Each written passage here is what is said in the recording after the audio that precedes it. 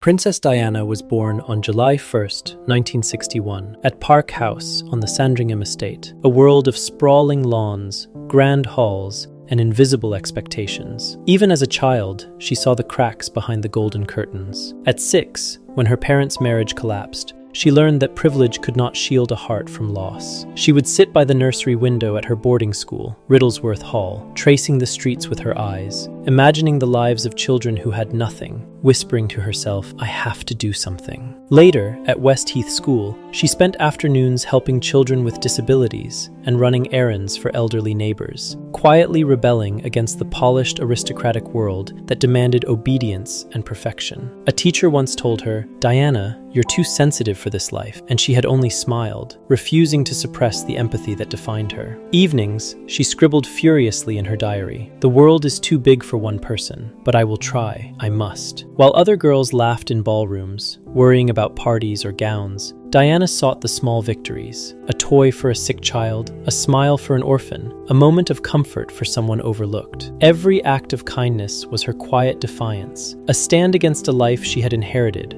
but had not chosen. And even then, beneath the laughter and the lessons, there was a sense of foreboding, an unspoken understanding that the world she longed to serve would one day demand everything from her: her heart, her hope, and perhaps her very life. When Diana Spencer walked down the aisle of St. Paul's Cathedral on the 29th of July, 1981, the world saw what looked like a fairy tale: a 19-year-old girl marrying the heir to the British throne in a spectacle watched by millions. But behind that radiant smile was a young woman utterly unprepared for what she had agreed to. She had never before been inside Buckingham Palace's inner circles, hadn't seen the machinery of the monarchy up close, and didn't fully grasp the emotional cost of becoming the future queen. In the hushed hours before the wedding, Charles sent Diana a signet ring and a handwritten note, urging her to just look him in the eye and knock him dead. It was one of the rare moments of tenderness between them. Still, Diana suffered violently behind the scenes: severe bulimia, crippling self-doubt, and what she later described as a deadly calm on her wedding morning, as if she were a lamb being led to the slaughter. Almost immediately, cracks appeared. Charles struggled to express affection and lacked romantic instinct, a stark contrast to Diana's intensity and emotional openness. Her popularity with the public was meteoric, often overshadowing Charles and making him visibly uncomfortable. Behind palace walls, the ghost of Camilla Parker Bowles never faded. Charles had been romantically involved with Camilla long before Diana. Even during the lead-up to the wedding, Diana noticed signs: the bracelet, the lingering connection, even Camilla's presence among guests. Royal insiders later said Charles felt torn between duty and desire. By 1984, when Diana gave birth to Prince Harry, the marriage had already begun to unravel. She later told biographers that in the 6 weeks before Harry's birth, she and Charles were closer than ever, the closest we've ever been,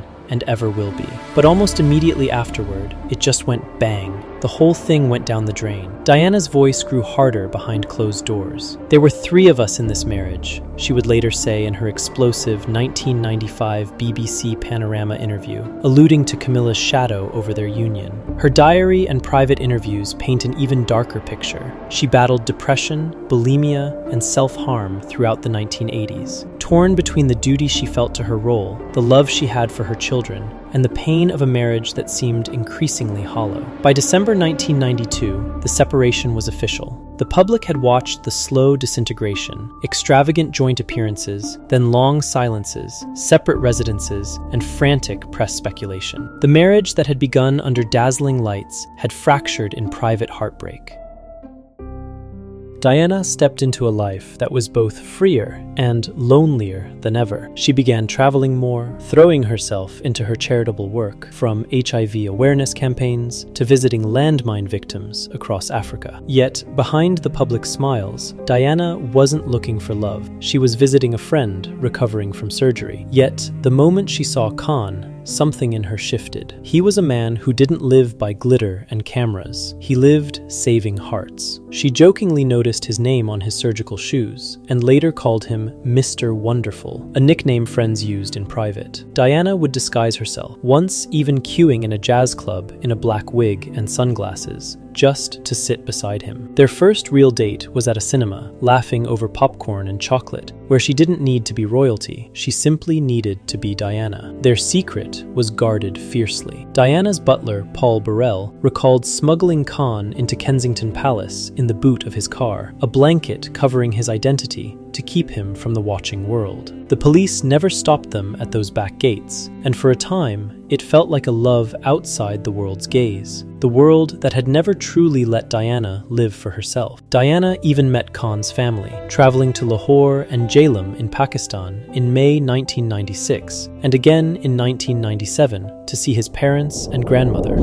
Frances Shand Kidd, Princess Diana's mother, learned that Diana was serious about a Muslim man. Her reaction was explosive, hurtful, and deeply personal. According to former royal butler Paul Burrell's testimony at Diana's inquest, her mother berated her daughter on the phone, calling Diana a whore for messing around with a effing Muslim man, and saying her behavior was disgraceful. Diana was left devastated and in tears, begging her mother not to speak to her that way, before ultimately ending contact. Khan worked 90-hour weeks as a surgeon and disliked fame, and as their relationship grew, so did the pressure from the UK government to Khan. Photographers began sniffing around. Stories leaked, and Diana's attempts at privacy clashed with Khan's desire for quiet life. He found the intrusion unbearable, and she, heartbroken, tried to bridge the divide. In July 1997, after almost 2 years together, Khan told her it was over. But even then, Diana never truly let go. According to Burrell, she would send photos of herself with other people, not out of flirtation, but hoping Khan would see them and care, hoping they would spark a connection again. Burrell remembered Diana anxiously asking, "Has he seen the photos? Does he know I'm thinking of him?" Even while she later appeared publicly with others. And so the greatest love of her life slipped through her fingers, leaving her yearning for something that had almost been real. In summer 1997, Diana also crossed paths with Dodi Fayed, Egyptian heir of billionaire Mohammed Al Fayed. The meeting was arranged publicly under charity and holiday pretenses. Yet, behind the yachts and Riviera sun, a quiet, charged energy flickered between them. Paparazzi photos captured smiling faces, sunglasses, and champagne flutes, but Diana's heart was tangled, torn between the private sanctuary she had with Hasnat Khan and the visibility and excitement of Dodi's world. Friends recalled her whispering to Rosa Monckton during one lunch, "I don't know if I can have a normal love. Maybe I can only have one in front of the world." Her time with Dodi was intoxicating. They dined under the sun in Saint-Tropez, shared light touches on the deck of the yacht Jonacol, and swam in the Mediterranean waves, carefree in moments that seemed almost rebellious against her royal past. Yet, in her private moments, she admitted to confidants, "I still love Hasnat. He sees me. Dodi, he sees the Diana everyone else does." She carried Hasnat in her heart, yet Dodi's presence in the public eye pulled her into a different world. In her diary, "I feel hunted. Every moment of joy is borrowed. I love and am loved, but I cannot escape the eyes. The world wants to own me." A friend spoke to Diana once, saying, "You seem distracted, Diana. Is it Dodi or Hasnat?" Diana softly whispered, "Both and neither. I don't know how to live with the two worlds inside me. I'm torn." Even her emotional resilience was strained by the physical and mental tolls she had battled for years: bulimia, insomnia, depression.